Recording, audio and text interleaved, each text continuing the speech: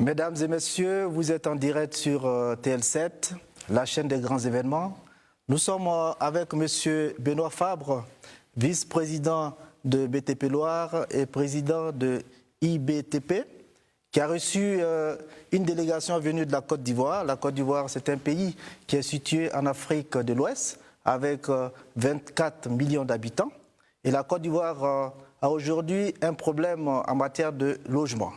Alors, vous les avez reçus. Est-ce que vous pouvez nous faire un point de votre visite et quel était le point exact du programme que vous avez mis en place? Sangaré, merci de nous accueillir pour présenter cet ambitieux programme qui est fondé sur un principe de base. Ici, dans la Loire, nous aimons le cacao. Et lorsque vous nous avez présenté un programme venant de Côte d'Ivoire, on a dit nous n'avons pas d'autre solution que d'aller dans ce pays producteur de la matière première d'une grande entreprise installée à Saint-Étienne qui s'appelle Weiss et qui est un des leaders nationaux de la production de chocolat. Donc à partir de là, nous avons décidé de bâtir un programme qui est exactement basé sur le même principe. Alors, les bonnes compétences. Alors, monsieur Benoît, vous avez vous-même effectué un voyage en Côte d'Ivoire. Vous avez vu et quelles étaient vos impressions par rapport à nos amis ivoiriens? Des travailleurs. Des travailleurs mobilisés dans un programme où on leur dit que leur avenir dépend d'eux. Ce qui est un message fort, au lieu de leur dire qu'il faut attendre l'avenir des autres. Et que l'avenir dépendant d'eux, il est important aujourd'hui qu'ils se projettent dans la construction de leur pays. Et vous avez sans doute remarqué, mesdames et messieurs, que M. Benoît Fabre, qui est quelqu'un qui a une envie folle d'aider les pays en voie de développement dans la Côte d'Ivoire pour les attirer vers l'émergence, nous allons lui demander tout de suite l'objectif visé réellement par cette coopération entre la Côte d'Ivoire et la France, en général et plus particulièrement entre Abidjan et Saint-Étienne.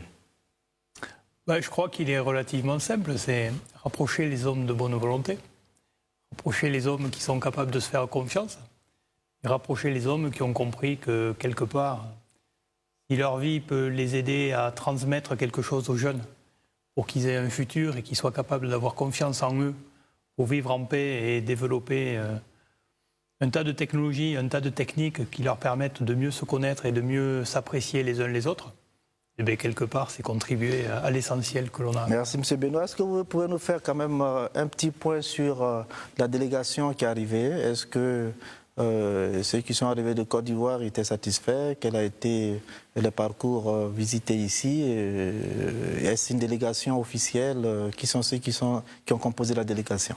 Un coup de force de nos amis ivoiriens.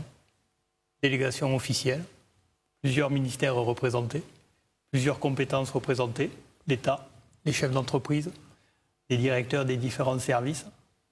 Tout le monde était là pour montrer qu'ils vont construire ensemble quelque chose et qu'ils savent mettre autour de la table tous les gens de bonne volonté sur les différentes compétences. Et des gens qui ne sont pas en train de se dire comment je vais piquer le projet des autres, mais qui sont en train de se dire comment est-ce qu'on va construire un projet commun. Et ça, c'est une grande leçon que nous avons reçue pour nous, parce qu'il faut savoir être humble quand on voit des gens qui ont la capacité de se mobiliser et de fédérer leurs énergies pour développer celles des autres. Alors, je pense qu'au terme de la visite, vous avez signé une convention avec la délégation ivoirienne. Pouvez-vous nous en parler? Pouvez-vous nous expliquer un peu?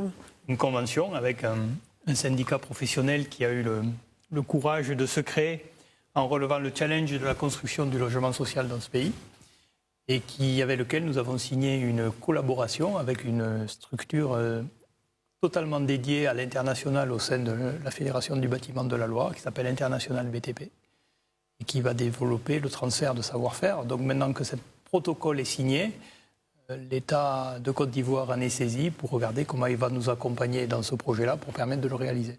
Et alors je vous remercie, M. Benoît, pour ces précisions que vous avez apportées. Nous allons maintenant passer à un reportage. Voilà, je ne sais pas quel est le reportage. Alors, voilà, on passe à un reportage. On va passer le reportage. Pour pouvoir réaliser cet ouvrage, ils vont passer une quantité, vont être au départ... Dans ce CFA stéphanois, on forme des apprentis depuis plus de 50 ans. Ici, 870 jeunes travaillent au quotidien Une expérience unique dans la conception de bâtiments qui pourrait bien faire des émules. Franchement, j'adore. Visite de cette installation, le travail de toute une année scolaire. Ah oui, ça donne des idées. Je suis architecte urbaniste, donc membre de la Chambre des promoteurs et constructeurs agréés en Côte d'Ivoire. Donc on essaie de voir toutes les difficultés qu'on rencontre généralement sur nos chantiers avec les travailleurs. Donc on essaie de voir comment relever toutes ces difficultés et puis aider nos citoyens. Des citoyens qui pourraient prochainement profiter de structures proches des centres de formation pour apprentis français. Le CFA de Saint-Étienne est l'un des premiers de France. Le projet, amener ce savoir-faire ligérien en Afrique pour former des apprentis directement sur les chantiers. Là, en fait, il s'agira de construire en réel avec des référentiels métiers qui viendront sur les chantiers et qui seront mis en pratique directement. Donc en fait, c'est bien le CFA qui va sur les chantiers. Alors à noter quand même qu'il y aura un CFA central à Grand-Bassam, qui est l'ancienne capitale de Côte d'Ivoire et qui sera un peu la plateforme de cette formation. Un projet de formation qui commence ce soir par la signature d'un accord de partenariat international. Et j'espère qu'on pourra échanger un petit peu aussi là-dessus. Alors, chers amis téléspectateurs, nous vous remercions d'avoir suivi avec nous tout ce qui est lié au bâtiment. Nous avons reçu aujourd'hui sur le plateau M. Benoît Fabre, qui est, nous rappelons, le président de IBTP, qui a signé une convention aujourd'hui avec la Côte d'Ivoire dans le domaine du centre de formation des apprentis en réseau. Alors, M. Benoît, nous avons suivi aussi avec intérêt un documentaire qui a retracé en fait tout ce que vous avez dans ces 3 jours, en tout cas avec la délégation ivoirienne vécu. Nous avons vu qu'il y a un intérêt et nous pensons que vous suscitez déjà auprès des Ivoiriens en tout cas beaucoup d'espoir. Nous vous remercions et nous pensons que vous avez la bénédiction des uns des autres pour la réussite de ce projet. Merci beaucoup. Et chers amis téléspectateurs, nous rendons l'antenne pour passer à la suite du programme. Merci.